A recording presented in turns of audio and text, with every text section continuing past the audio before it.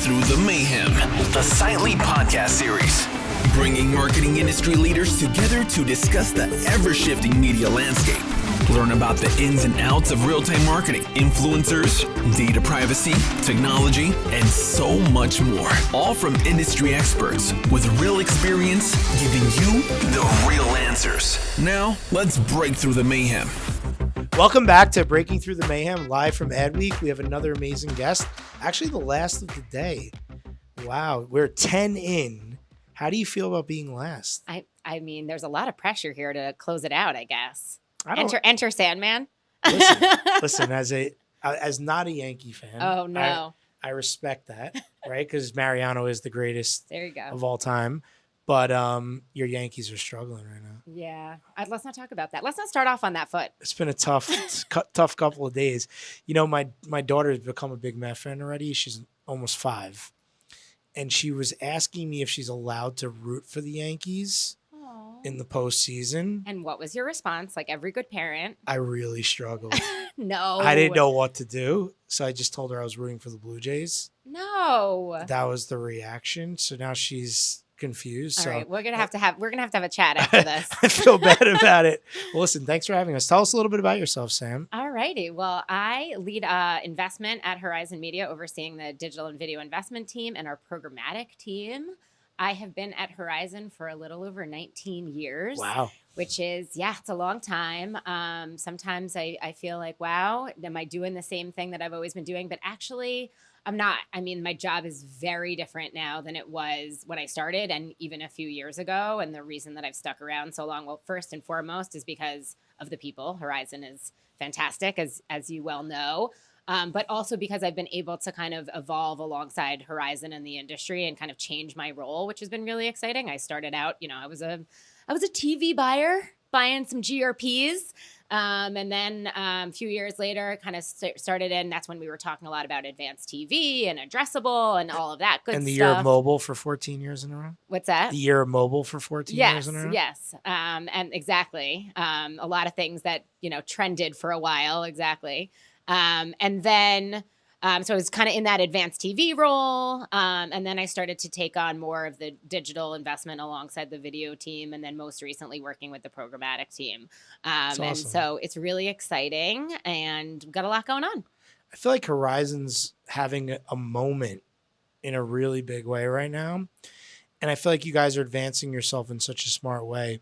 How do you feel about the way you guys collaborate in such a smart way to figure out those decisions?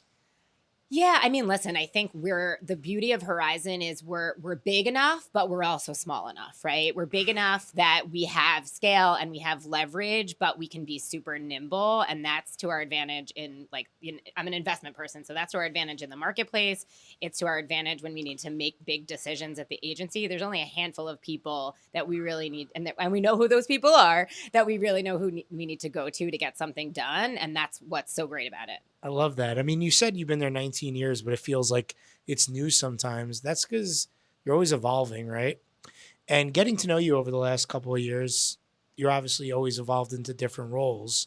What's your best advice for people on how you've been successful? This is sort of a cliche answer, but don't be afraid to say you don't know. Especially in the programmatic space, it's the area that I'm kind of the greenest in. My programmatic team is probably sick of me saying this, but I'll say something like, well, I'm the new person in the room. So how long have you been saying that for? About a year. There's a lot. Programmatic is very intricate. Okay. It's complex. So I'll say that a lot, and I'll say, let's take a step back and make sure I understand it. I try not to do that as often anymore. And I'll sidebar people on those kinds of things. But also I think, we're bringing together the expertise that the programmatic team has. They're very technical experts. And I'm sort of more what you might consider a traditional investment person. So I come at it from a different perspective, and we're meshing those two worlds. But don't you think that's the beauty? You guys have different opinions, right? And different opinions make things stronger. So how do you typically blend your approach and their approach when you're having these conversations? Yeah, I mean, I think it's obviously a conversation. It's collaborative. We do a lot of, okay, let's hear, multiple people in the room. Let's hear everybody out. And then ultimately there are times where you have to be one person to make an informed decision, and sometimes that is me. But it's not always me, right? It shouldn't just always be the most senior person in the room or on the team. It should be the most informed person. And so I really do my best. Hopefully this comes across. I really do my best to defer to people when I think that they are more of an expert than I am. And I'll say, okay, here's what I think, or, hey, X person, you go do this. I love that. And I see that you guys are starting to expand some of your capabilities more globally. How do you feel about that? I think it's really exciting. It's definitely been a gap of horizons for a real long time. We are really strong in the U.S. We've really been fantastic there for many years, and we haven't really had our grasp on global. So it's a new JV between Horizon and Havas called Horizon Global. Its ink is a little wet still, drying. So it kind of remains to be seen, as this kind of unfolds. But it definitely ramps us up in an area where we've kind of had some challenges. Where do you hope to travel now because of this? Oh my gosh, everywhere. I will say, I just went to Greece over the summer. And while I was just there, I would go back to Greece like 10 Where'd times you go in over. Greece? I went to Santorini and Paros. I never heard of Paros. Paros is like the new hotspot. So it's a little more low key. Santorini's I'll check it out after this. A little more low key. We didn't hit Mykonos, which I know is a little more of a party scene. And are you a big traveler? Or? Love to travel. Yeah, I was talking to another guest earlier today a lot about traveling. So what's been your favorite places to go to? I mean, like I said, Greece is definitely top of the list. I love pretty much anywhere in Europe. We went to Paris on a kind of a little bit of a whim 2 Decembers ago, and we did it on a weekend with just my husband and my best friend and her husband, and we did like 4 nights in Paris, and it was one of the best trips I ever did. So it doesn't always have to be like a crazy trip. Do you travel with the kids, or? I do travel with my kids. We didn't bring them to Paris, but I do travel with my kids, and so every summer we do a week in Maine, which we love. So it's like sometimes I like to be barefoot on a beach, and other times, a little more upscale luxury. Interesting. What about you do you think the audience doesn't know that you want to tell them about you? Oh, I don't know what your audience knows about me. What don't they know about me? I think that I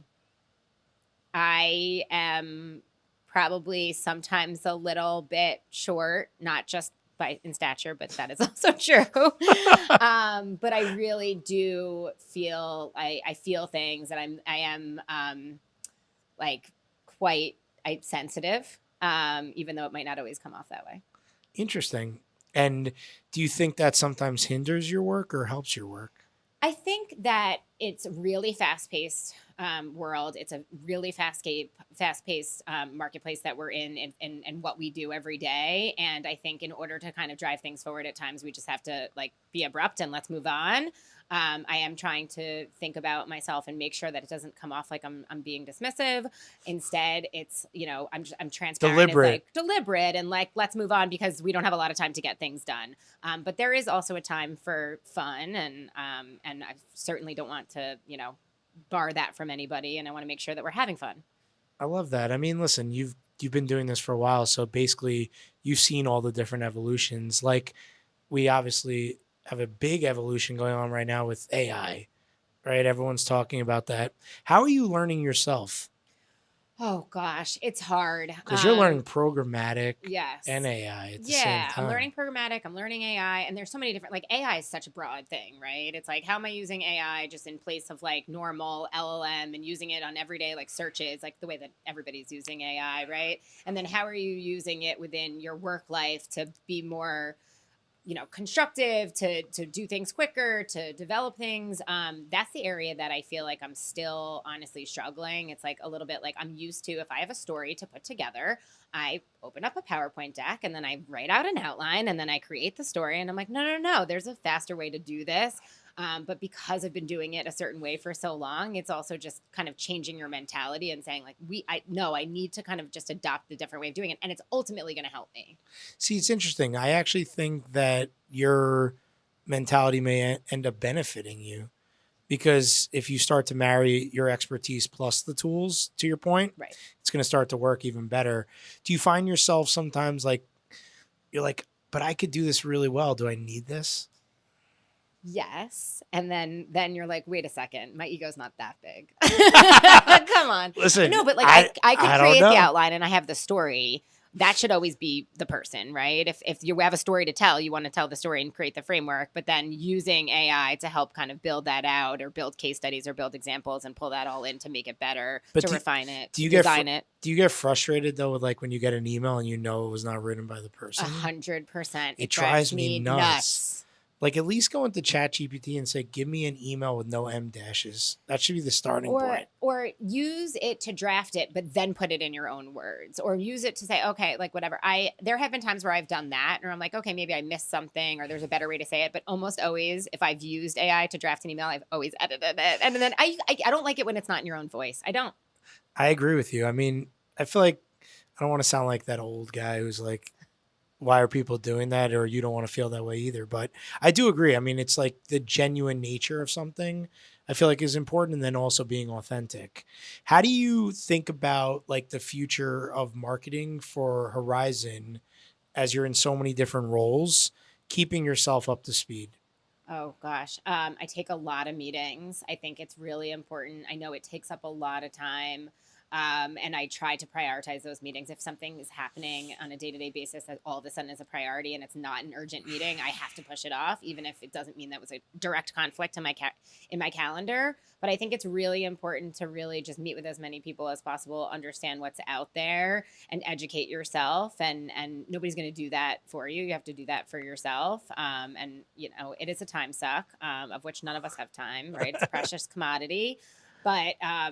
But yeah, I would say that's my number one thing is just lots of meetings, lots of understandings. I'll ask for, PowerPoint decks to follow up so I can refer back to it. Those are the ones you should throw in ChatGPT to yes, for sure. tell it what it says. And the AI summary, I love that too. Yeah, AI summary, yes. ChatGPT. Yes. You don't have to read any of the decks. Oh, yeah, right. And a recap of a meeting so we don't have to do next those steps. Are the things. Fantastic. Those are the fantastic.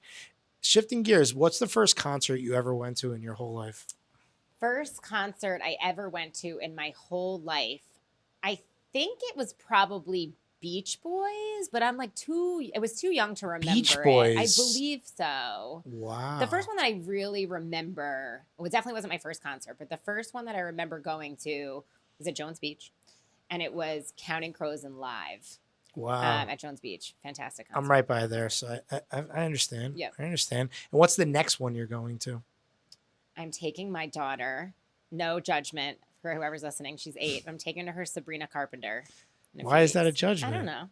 There might be judgment. You don't feel good about that? No, I feel great about it, but she's 8. It's like a little. You feel like people think that's too young? Yeah, maybe.